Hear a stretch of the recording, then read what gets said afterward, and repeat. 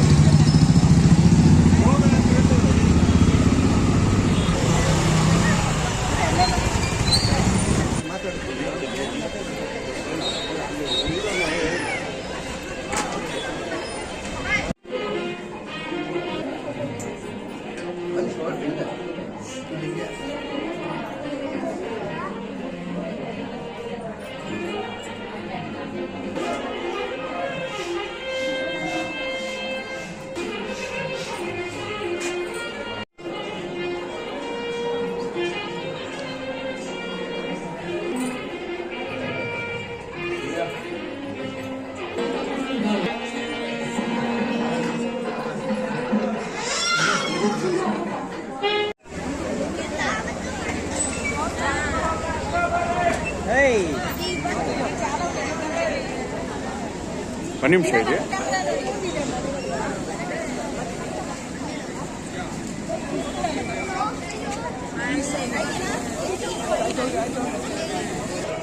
ಒಳಗಡೆ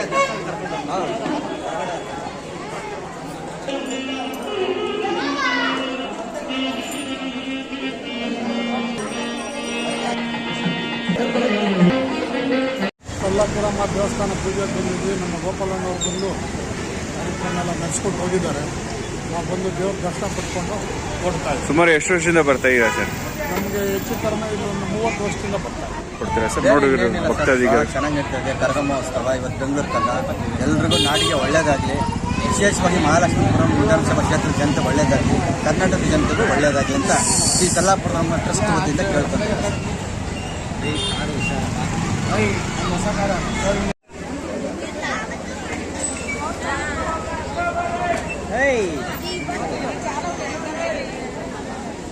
ಒಂದು ನಿಮಿಷ ಇದೆ.